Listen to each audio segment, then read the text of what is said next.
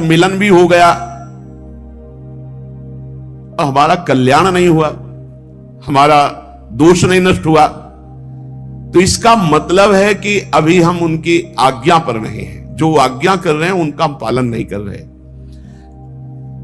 आज्ञा पालन का मतलब है उनका स्पर्श हो जाना। तो स्पर्श में अगर थोड़ी भी अंतराय बनी रही तो पारस लोहे को सोना नहीं बना पाता। एक दिन एक सेवक ने संत से कहा कि मुझे बहुत धन की लालसा है। उनका मैं स्नान करके आता हूं, कुटिया में पारसमणि रखी, फिर दे दूंगा, आप अपने घर में लोहे में छुआ लेना तो सब सोना बन जाएगा, बड़े धनी हो जाओगे। वो स्नान करने के लिए गए नदी में, उसको बेचैनी हुई, पूरी कुटिया में ढूंढ डाला, कहां है पारसमणि।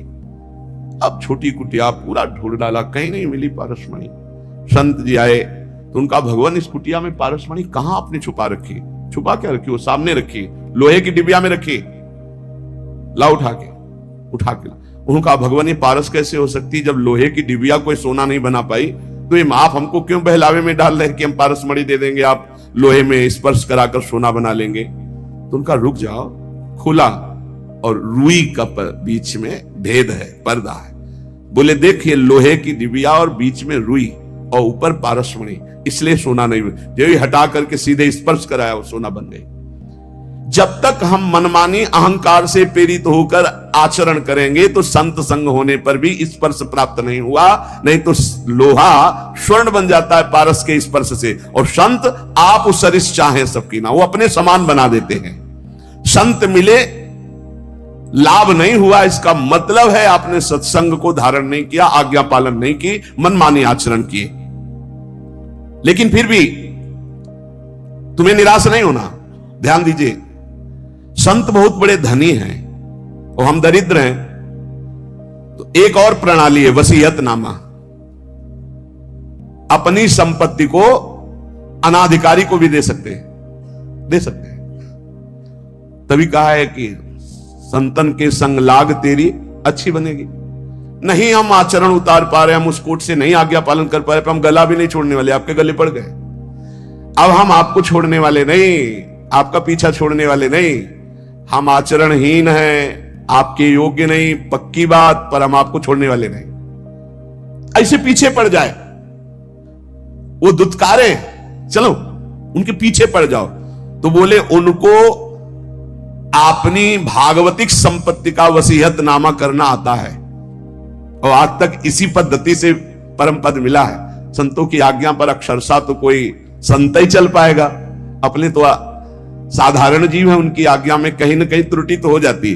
तो हमें निराश नहीं होना, हमें दूसरी बात पर ध्यान देना है कि ये वसीयत, अच्छा तो बोले एक दो को वसीयतनामा एक को कर देंगे, नहीं, इनकी संपत्ति इतनी बड़ी है कि अनंत ब्रह्मांडों का वसीयतनामा करने के बाद फिर भी बची रहेगी, क्योंकि अनंत है इनकी संपत्ति।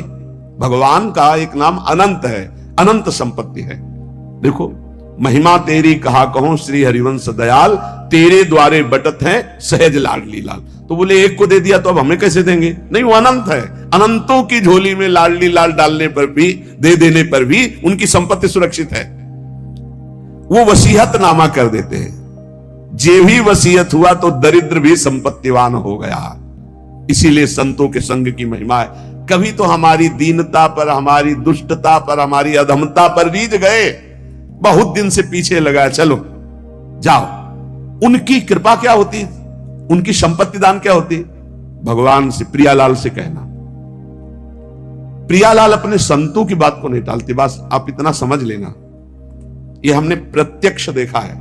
महापुरुषों की अनंत सामर्थ्य दरिद्र को तत्काल वसीयत करके संपत्तिवान बना देना बहुत कठिन। इसीलिए विषयी पुरुष को भगवान के मार्ग में लगाया जा सकता है, भक्ति के मार्ग में लगाया जा सकता है, बहुत कठिन है। पर उससे हजारों गुना कठिन है कि जो अभेद तत्व भक्ति में लगा है, अभेद भक्ति, ज्ञान भक्ति में, जो ये भी भगवान की एक अभेद भक्ति है, इसमें जो लगा हुआ है कि अहम ब्रह्मास्मि, उसको दासत्व में लाना, ये बहुत कठिन बात है। ये चमत्कार केवल महापुरुषों में होता है कि जबरदस्ती बलात् उसके हृदय को, जैसे राधा बाबा के हृदय को भाई जी ने बदल दिया, पैर छू के बदल दिया। देखो दाता कैसे हैं, पैर छू के वो वस्तु दी जो पैर छू के मांगने पे भी नहीं मिलती। अगर संत संग मिल गया है तो ये प्रमाद मत करना कि तुम उनकी अवहेलना करके हट जाओ। बस इतनी बात पकड़नी है। पद्म पुराण में एक प्रसंग आया कि किसी प्राणी का शव जल रहा था। एक भगवत प्राप्त महात्मा वहां से निकले, उसके शव पर दृष्टि चली गई तो उसको नरक ले जाया जा रहा था। उस प्राणी को जिसका शरीर जल रहा था यमदूत नरक ले जा रहे थे और उस भगवत प्राप्त महात्मा की दृष्टि पड़ गई चिता में जलती हुई, तो तत्काल वहां भगवत पार्षद आ गए, यमदूतों से छुटा के भगवत धाम ले। यात्रा बदल गई उसकी, नरक ले जा रहे तो भगवत धाम चले गए। मृत व्यक्ति की जली हुई चिता पे दृष्टि पड़ने मात्र से जब वो भगवत प्राप्ति के योग्य हो गया, तो जिंदा में उनकी दृष्टि पड़े, उपदेश हो, नाम कीर्तन सुने, उनकी आज्ञा पे रहे तो उसको भगवत प्राप्ति नहीं हो जाएगी, इसमें क्या संशय। बड़े बड़े महापुरुष प्रसन्न रूप से यहां भ्रमण करते रहते हैं। ये धाम है, ब्रजभूमि है, आप जान नहीं सकते कौन किस कोटि का है। जहां लिखा हुआ है अवश्यमेव भोक्तव्यम कृतम कर्म शुभाशुभम, देख लो चमत्कार। भोगने ही नरक जा रहा था, उसकी चिता पे दृष्टि पड़ गई, रास्ता बदल गया, नरक का रास्ता छोड़ के भगवत धाम भगवत पार्षद आए। जैसे नरक ले जा रहे थे यमदूत अजामिल को, संतों के संग से ही अपने बेटे का नाम नारायण रखा था और नारायण पुकारा, यात्रा बदल गई, भगवत धाम चला गया। भगवान के वचन है अवश्यमेव भोक्तव्यम कृतम कर्म शुभाशुभम, बिना भोगे नहीं बचेगा जीव। पर संत दरस जिम पातक टरे, दर्शन मात्र से, संभाषण मात्र से, कर्मों को बिना भोगे हुए बिल्कुल सत्य विषय संत आपको भगवत प्राप्ति करा देगा। जो भगवान को प्राप्त संत है भगवत प्राप्ति करा दे, क्योंकि उनसे भगवान से बातचीत हो, भगवान से वो प्रार्थना करेंगे तब वो सारा कार्य माफ भगवान ही करते हैं। योग माया पर्दा भगवान ही हटाते, पर प्रार्थना संत करते हैं। प्रार्थना हमें जब अगर संत जन मिल जाए तो भगवान से इस बात की करनी कि कभी इनसे हमारी विरति ना हो, कभी हम इनसे हटे ना। ये हमारे साथ अगर प्रतिकूल व्यवहार भी करे, कटु वचन भी बोले, तिरस्कार करे, हमें हटाएं तो भी नाम रटे, तो अंतिम तक बल जाएगी, पक्का बल जाएगी। जिस दिन वो करुणा में होंगे और उनकी दृष्टि पड़ेगी कि इसको हजारों बार दुत्कारा गया नहीं, इसका मतलब अब मुझे इसका ठेका लेना ही पड़ेगा, बस हो गया, उसी दिन हो गया। क्योंकि संतों का हृदय बहुत कोमल होता है, वो ऊपर से कठोरता का अभिनय मात्र करते हैं। संत हृदय नवनीत समाना, पर नवनीत में भी दोष कि निज परिताप द्रव्य नवनीता, इसलिए कहा कविन पर कहा ही न जाना। बोले संत का हृदय मक्खन जैसा होता है, बोले पर उस मक्खन दोष युक्त है, उसमें जब स्वयं ताप लगता है तब पिघलता है। और पर दुख द्रव्य सो संत पुनीता, इसलिए कहा कविन पर कहा ही न जाना। तो जिस दिन वो तुम्हारे ऊपर दृष्टि पड़ी और देखा कि इसको दसियों बार दुत्कारा पर ये गया नहीं, तो नीच से नीच व्यक्ति को भी परम पद प्रदान करने में समर्थ भगवान के प्रेमी जन। उपासक को चाहिए कि संत के शक्ति प्रयोग का इंतजार करे। संत के अंदर एक भागवतिक शक्ति होती है जो आपका परिवर्तन करती है। जैसे अपने सब लोग हैं, आप कौन सा ग्रंथ पढ़कर वैराग्य धारण किए हो? आप देखो, आपने कब सत असत का चिंतन किया है, सत असत का कब चिंतन किया, और उस सत असत के चिंतन से आपको तीव्र वैराग्य हुआ और आप संसार त्याग करके महान युद्ध करके फिर आप कुछ नहीं ऐसे गोद में बैठे वैसे आ गए। इसे शक्तिपात कहते हैं। संतों के हृदय में भागवतिक चिंतन से युक्त होकर जब संकल्प होता है, वो तुम्हारे राग का नाश कर देता है, तुम्हारे मोह का नाश कर देता है, तुम्हारे समस्त दोषों का नाश कर देता है। पर इसके लिए उनके हृदय में स्थान बनाना होगा। चाहे जैसे बनाओ, रो के गिड़गिड़ा के साधना करके उनके आसक्त होकर, कैसे देहूती जी से कहते हैं कि जो आसक्ति संसार में बंधन का कारण वही संत महापुरुषों से हो जाती है तो मोक्ष का खुला हुआ द्वार बन जाती है। और ये पक्का जो भगवान की प्राप्ति करना चाहते हैं वो संत की आराधना में जरूर होंगे, और जो संत आराधक होंगे निश्चित भगवत प्राप्त होंगे। किसी के दुख पर दुखी हो जाना ये संतों का स्वभाव होता है। ये जो है कि भगवान दुख देते हैं, मंगल विधान, ये अपने लिए सोचना है, लेकिन दूसरे को दुख पहुंच रहा है तो उसके दुख की निवृत्ति के लिए हमें शरीर से, मन से, वाणी से बिल्कुल तत्पर हो जाना है। हमने जो कुछ भी आज तक कार्य किए हैं वो सारे कर्म जमा हैं, संग्रहित हैं, एकत्रित हैं भगवान की बैंक में। एक एक चेष्टा विश्व में आप देख रहे हो, कोई गर्भई से कष्ट प्रदा रहा है, किसी को कितने बड़े बड़े कष्ट मिल रहे हैं, तो जो हमारे शास्त्रों में लिखा वो मिथ्या नहीं है, मिथ्या नहीं है। आप सत्य मानिए। आपका तो इतना भी ज्ञान नहीं कि गर्भ में आपको कष्ट मिला है, आप कहां याद कर सकते हैं? आपकी याददाश्त कहां इतनी जोर की है कि आपको 9 महीना गर्भ में रखा गया, कितना कष्ट पाया है। अब आप उसकी भी याद नहीं कर तो आप पूर्व जन्म की बात क्या जाने, आप नरक और स्वर्ग को कैसे जाने? ये हमारे शास्त्र हैं। अगर मानोगे तो बच जाओगे, नहीं मानोगे तो भोगना पड़ेगा। अच्छा, ये कुछ विधान ऐसा नहीं, अगर ऐसा हो कि अभी अभी ताजा ताजा हिसाब किताब मिले तो लोगों को विश्वास होने लगे, लेकिन एक एक केस जो है 10-10 साल चलता है, उसके बाद और दंड मिलता है तो सबके आंखों से ओझल मिलता है, आंखों के सामने तो मिलता नहीं कि देखो भाई इसने चोरी की थी तो ये दंड इसको चौराहे पे दिया जा रहा है, इसने अमुक तो ये दंड दिया जा रहा है, तब तो लोगों को विश्वास हो जाए। लेकिन दंड विधान होता है बहुत एकांत में, कोई देख नहीं पाता है।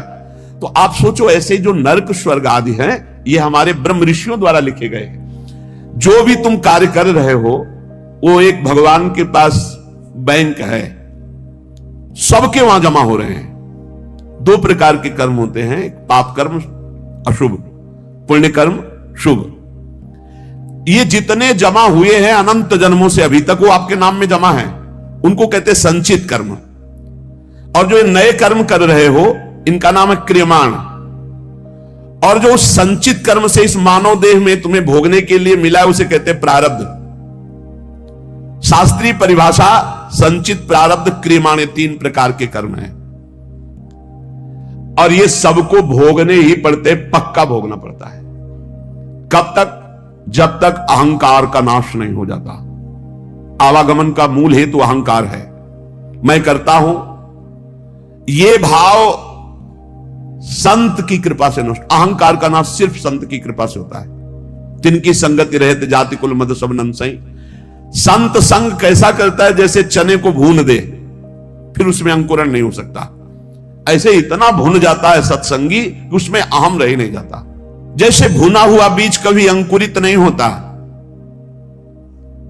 ऐसे ही संत संग से जो आपके नए कर्म हैं ये सब भुन गए, अब ये तुम्हें अगला जन्म नहीं देंगे। देखो, और जो पूर्व संचित गोदाम है, ज्ञानाग्निना सर्व कर्माणि भस्मसात कुरुते, तथा उनके द्वारा प्रदत्त ज्ञान को अपने अंदर जागृत करो, ज्ञानाग्नि जलाओ। ये ज्ञान अग्नि ही वहां पहुंचेगी और तुम्हारे सारे कर्मों को भस्म कर देगी। या समर्पण वृत्ति करो तो भगवान आग लगा देंगे। 2 ही है, ज्ञानाग्नि सर्व कर्माणि भस्मसात करुते, तथा अगर उसको संचित को कोई भस्म कर सकता है तो दिव्य ज्ञान और या भगवान।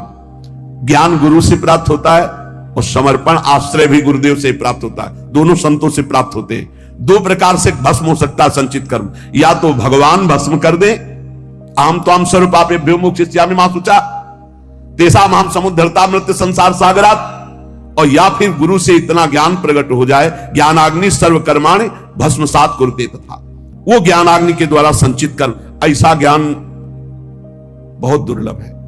यहां देखो, जितनी जानकारी है उतना तो जीवन में उतार नहीं पा रहे आप लोग। कितनी जानकारी है आपको? बहुत जानकारी है, और जब गलत आचरण करने का संयोग बनता है तब तुम्हारी जानकारी सब खो जाती है। इसे ज्ञान नहीं कहते।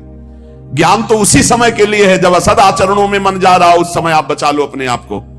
तो उपाय है सबसे बढ़िया, भगवान के प्रति समर्पित हो जाना। मत चित्ता सर्व दुर्गाणि मत प्रसादात् तरिष्यति।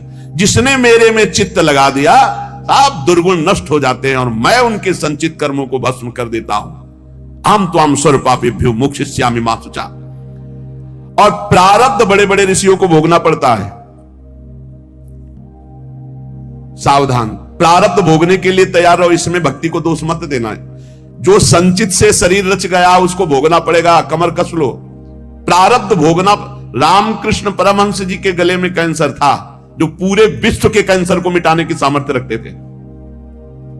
भीष्म पितामह जी को पूर्व प्रारब्ध सांप को एक बबूल के पेड़ में फेंक दिया था, तो कई दिनों में तड़प तड़प के मरा था। उसका प्रारब्ध बना था करके 6 महीना बाणों की सैया पे, अखंड बाल ब्रह्मचारी। महाभागवतों में गणना है, 12 महाभागवतों में महावीर, संकल्प सिद्ध महापुरुष 6 महीना बाणों की सैया पे। या तो बहुत विचित्र विचित्र। मत फंसो, बात सत्संग की सुनो। अवश्य प्रारब्ध भोगना पड़ता है। भागो मत किसी के पास कि हमें कोई जंतुर बना देगा, कोई आशीर्वाद दे देगा, किसी भी तरह से इस तरह से हम ठीक हो जाएंगे। ऐसा भाई नहीं है। अगर ऐसा होता तो बड़े बड़े सिद्धों को प्रारब्ध भोगना ना पड़ता। आप विश्वास कीजिए, बहुत बड़े बड़े महापुरुषों को कष्ट शारीरिक भोगने पड़े हैं। चाहे कोई भी हो, आप जिन जिन महापुरुषों के सानिध्य में देखा, अरे भाई इतना कठोर तप और भजन और शरीर का प्रारब्ध आया तो पैर में कीड़े पड़ गए। आप नहीं समझते, प्रारब्ध बहुत बलवान होता है। ये सब भगवान की माया का खेल है। प्रारब्ध शरीर का बड़े बड़ों को भोगना पड़ता है। उसको मिटाने की चेष्टा न करके भजन करके सहते हुए भगवत प्राप्ति की तरफ चलो। इसीलिए आज तक बड़े बड़े महापुरुष, भाई जी सर्वज्ञ महापुरुष हो गए थे। सर्वज्ञ। एक परिवार बहुत त्रसित था, अर्थ का व्यापार कर करके हार गया था, कर्जा हो गया था, अर्थ नहीं था, खाने को नहीं था, बेटियां ब्याह के लिए थी, परिवार बड़ा था। उसने विचार किया आज रात के 12 बजे अपने शरीर को छोड़ देंगे। शाम टाइम गाड़ी दरवाजे पे लगी और उस गरीब आदमी के दरवाजे गाड़ी, वो घबरा गया कि क्या हो गया, हमारे पास कौन है, कोई रिश्तेदार नहीं, कोई मित्र नहीं, कोई हम पर। गाड़ी से भाई जी उतरे। भाई जी को कभी देखा नहीं था, अपने आप अपने घर जैसा भाई जी अंदर जा रहे हैं। अवस्था ज्येष्ठ श्रेष्ठ, इसलिए कहा बाबूजी कैसे आप, आपसे ही बात करनी, थोड़ा एकांत में चलिए आप। तो बड़ा आनंद मिल रहा था, कोई संशय नहीं हो रहा था, क्योंकि भगवत प्राप्त महापुरुष वो बावरा हुआ जा रहा था कि मानो हमारे घर भगवान ही आए हैं। कमरे में ले गया, बोले दरवाजा बंद कर लो। बंद किया। बोले भाई आज तुम रात्रि के जो करना चाहते हो, इससे जीव की बहुत दुर्गति होती है। ये बात उसने किसी से कही नहीं थी और भगवान तुम पर बहुत प्रसन्न है। एक थैले से मोटी गड्डी निकाली रुपए की, कहा ये लो, इससे जो तुम्हें लगे उचित व्यापार करना। अगर व्यापार में हानि होती तो भी चिंता मत करना, ये ना पैसे वापस करने, ये आपके हैं। और कुछ दिन लगातार ऐसे ही आपके पास पैसे आते रहेंगे, जिनसे आपका बेटी का भी ब्याह हो जाएगा। बड़े बड़े धनी मानी भाई जी के चरणों से जुड़े थे, तो धन का प्रथम सदुपयोग यही है, इसलिए प्रेरित कर देते थे। अब वो रो के चरणों में गिर गया, मेरे भगवान आपके। भाई जी ने कहा भगवान आपको बहुत प्यार करते हैं। उन्होंने ऐसे सर्वज्ञ महापुरुष जो सब बात। एक आदमी कंबल उड़े हुए, आप पढ़ लेना चरित्र, मुंह नहीं खोल रहा था, उसे कई लोग लाए हुए थे। भाई जी ने कहा क्या हो गया? बोले शरीर छोड़ना चाहता है और आप ही समझा सकते हो। भाई जी ने कहा क्या है, कंबल क्यों उड़े हो? हटाओ कंबल। जो ही कंबल हटा, मवाद बह रहा था, गलित कुष्ठ पूरे शरीर। बोले भाई जी से कहा कि बाबूजी अब ऐसे में शरीर रखना उचित है या त्याग देना? भाई जी ने कहा ये शरीर श्री कृष्ण प्राप्ति के लिए गले से लगा लिया। वो चीख पड़ा, अरे नहीं मेरा घृणित शरीर। खत्म। ऐसे महापुरुष अपने उदर के कैंसर में भारी पीड़ा से युक्त शरीर का त्याग किया। आप सोचो, जो चुटकी बजाते भजन बल से प्रारब्ध नष्ट कर सकते हैं अपने ऊपर लेकर के, प्रारब्ध बड़े बड़ों को भोगना पड़ता है।